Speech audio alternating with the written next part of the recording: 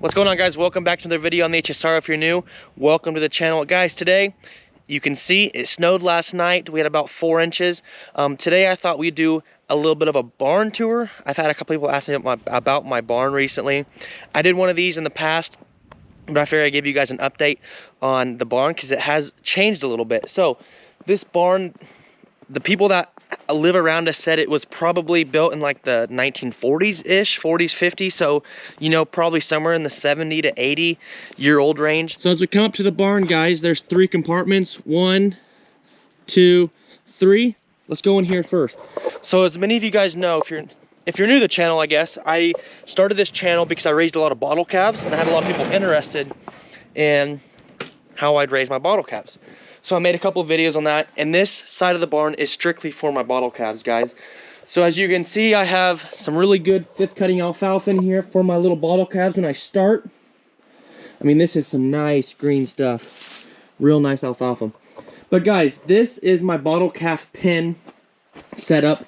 I used old crates, not crates. What are they called? I can't even think what they're called, but I got them from a roofing company. They're really nice ones. And so I have 3 stalls. I have, you know, you pop the door open, run them in. There's 1 stall, 2, 3, and I'm gonna make a 4th one there, maybe a 5th one. But guys, this is really nice for like last night when it snowed. When you have little baby bottle calves want to just die, and having a place to put them inside is really handy.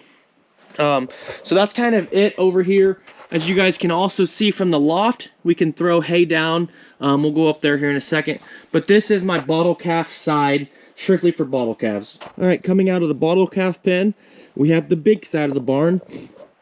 So as you come in here, guys, this is where we saddle horses at. Have a little bit of feed over here from the hay feeder. And we have a little room where I have my mineral salt and whatnot. Just a nice little feed room, so to speak. So get that shut up here. If you can see right where you walk in, this goes up to the loft, feed room right there. This is just kind of another little feed area. You can get horses saddled here.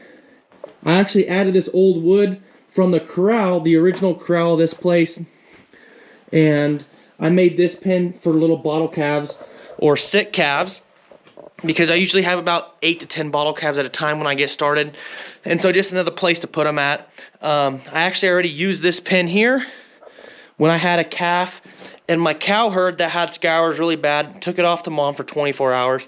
Put it in a nice solid pen to where, you know, the calf was pretty wild and didn't really want me messing with it. But having it in here just worked out really good. Can have some bottle calves there. Just some hand around, just in case you need to put something inside the barn. A cow, you can put a cow in here, whatever. And then another stall right there for the horses. And this goes out to the big pen, which we'll show you here in a second. But let's go up to the loft. So the stairs are a little sketch, but this loft is so cool, guys. As you can see, all the old lumber. I mean, it's really cool. This is all twine on this from when they used to feed hay to their horses, cows, everything, because they did small squares and almost everything back in the day. You guys can probably see all these jars. My wife did a little bit of a date night for me. Put a bunch of lights out here. Probably wasn't the safest thing with the hay, but had a bunch of candles lit in the jars. It was really cool. And yeah, so we have a bunch of small square bales of grass hay. Just up here, I bought them from a neighbor. Guys, grass hay is just nice to have, just in case, you know, you need it. If you can't get my pickup to the pasture, I can take a couple bales of this out there, get them by, you know, for 12 hours or whatever. Show you guys this real fast. So this goes right out here to my corral. Works pretty handy when we have a bull or something like that. Get the hay feeder, throw some square bales down in there, and they're good. Water tank works real nice. See there, do you think I'm gonna feed them?